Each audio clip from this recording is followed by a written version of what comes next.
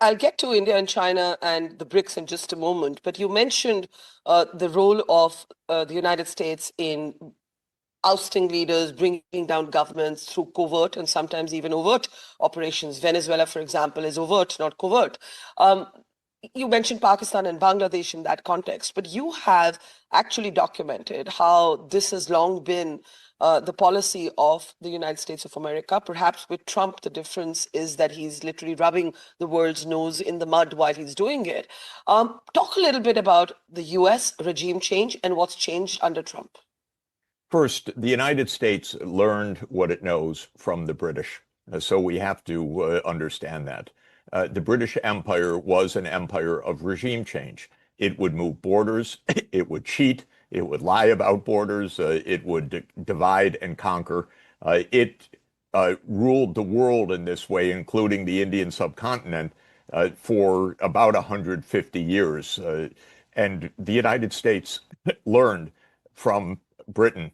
By the way, the British, or I get messages from Britain saying, please don't say British, it's the English. So I just want to put that footnote that I don't want to blame the Welsh and the Scots the same way necessarily.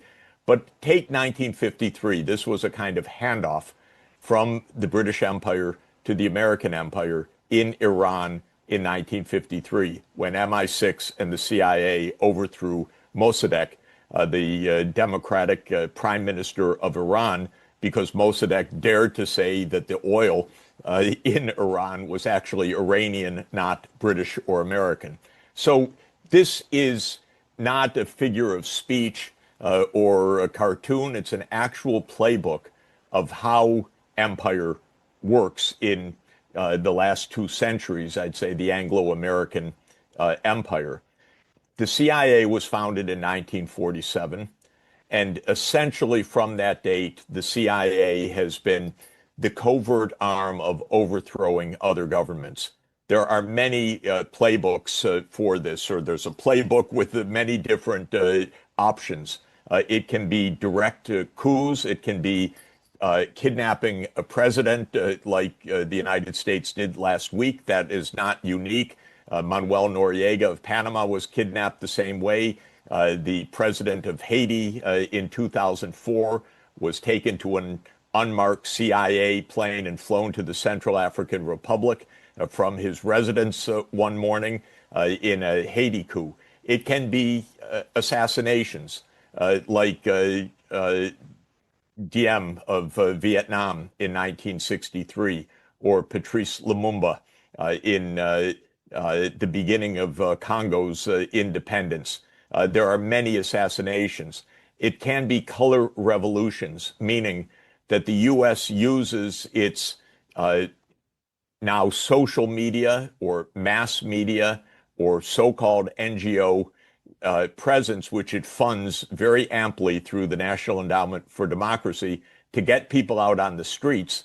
When the government cracks down, then it intervenes one way or another with economic sanctions or with the CIA operations, or the unrest topples the government internally. I think what's happening in Iran right now is this kind of operation. Iranians are out on the streets because their economy is in a tailspin. But if you look at what Trump is doing, what's called maximal pressure, since he came into office, he's trying to bring the Iranian government down, including, of course, bombing it and giving a green light to Israel to use whatever means Israel wants to use to bring the Iranian government down. And a former CIA director, Mike Pompeo, on his New Year's posting, social media posting, said something to the effect that I welcome all those Mossad agents out on the streets of Tehran right now, stoking unrest. This is outrageous. This is how it's done. This is what happened in Ukraine in the end of 2013 and early 2014. The U.S. turned on its machine to bring out mass protests. I know some of how that was directly funded, because people bragged to me about the U.S. funding of the protests in the Maidan. And then we know from intercepted messages of U.S. officials in early January 2014, they were already plotting who would lead the next government. So we can't take events at face value in a world of uh, this kind of U.S. covert action. We have to understand these events for what they are. The U.S. has military bases and CIA stations in about 80 countries in the world.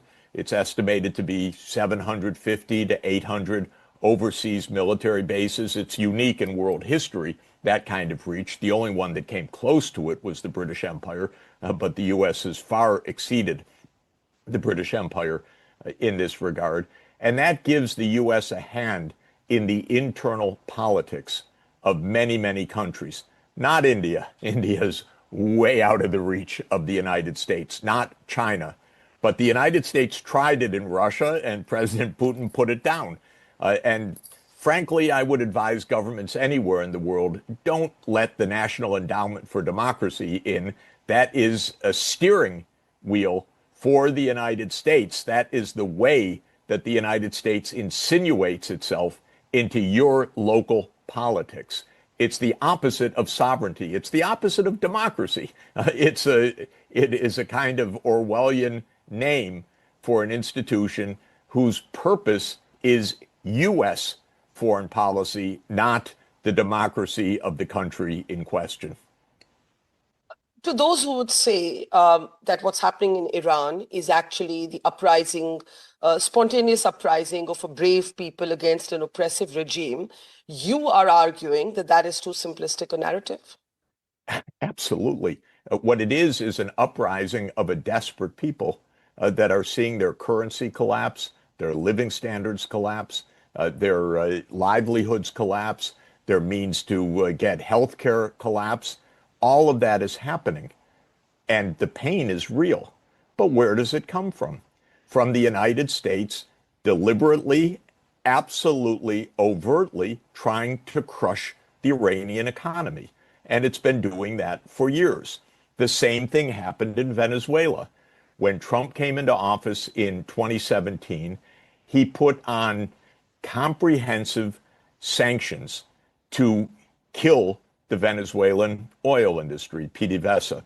And between 2016 and 2020, the physical oil production in Venezuela fell by 75%. There were no spare parts. There was no financing. There was no possibility of repairs. The GDP of the country fell by 62% in per person terms, according to the IMF data. Then people revolt. And the United States says, oh, you see, people hate this regime. Well, they do. They have a collapsed living standard. That's the playbook. And you say that United States of America has done this 100 times. If you look at regime change ops over the last few decades, where do you think Trump will intervene next? Just let me say, just to clarify one point, it's not actually 100 times bringing down a government. It's 100 times trying to bring down a government. Many of these times it fails. But I recommend the book by Lindsay O'Rourke called Covert Regime Change, written in 2018, where she documents 70 cases of regime change operations just between 1947 and 1989. She took the Cold War because a lot of declassification had occurred. Since then, I suppose that one could argue of probably at least another 30 such operations all over the world, in Latin America, in the Middle East, in South Asia, in East Asia, and in the Caribbean and elsewhere.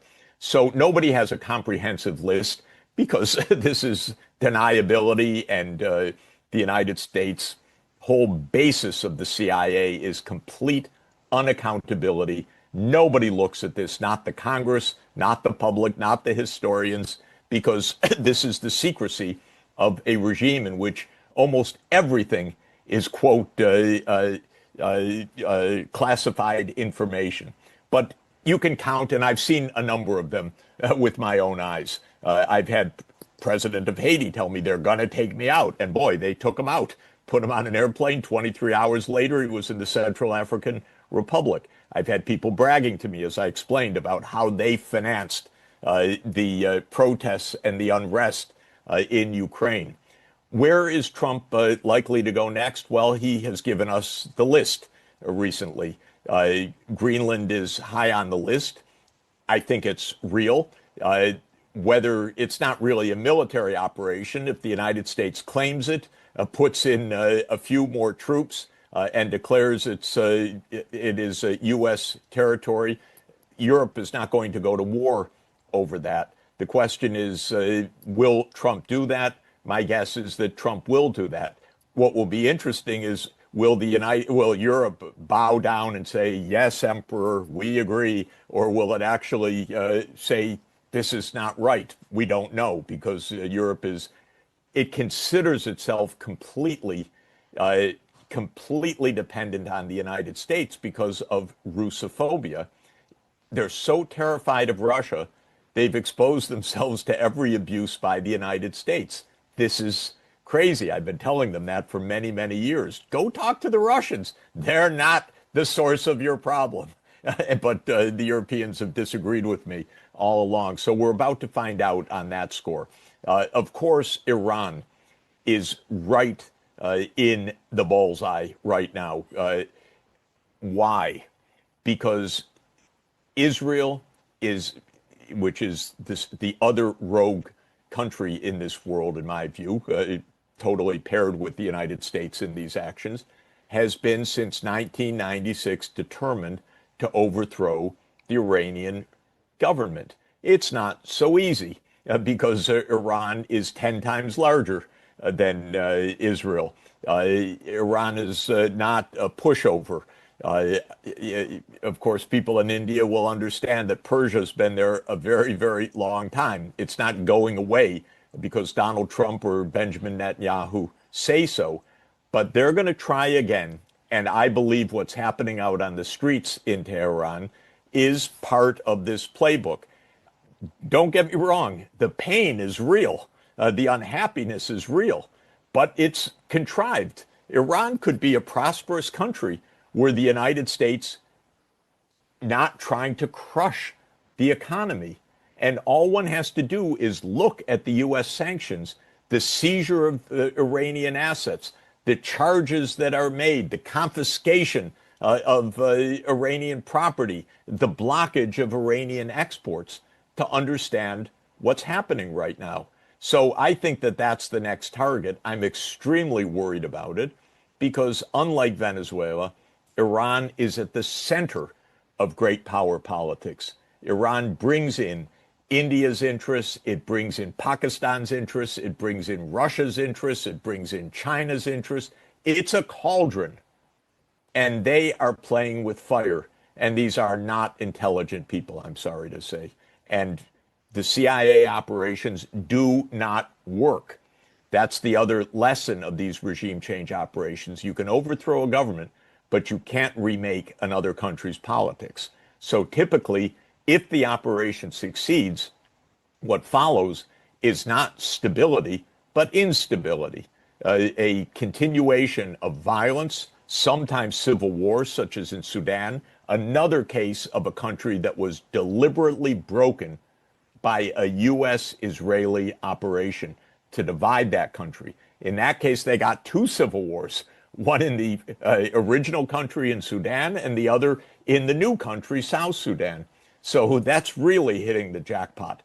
But that was another deliberate operation because Israel said Sudan is supporting Islamist terrorists in their view, people who were supporting the Palestinian cause, so it had to be broken. And it was broken, but you don't get peace out of that, you get chaos out of that.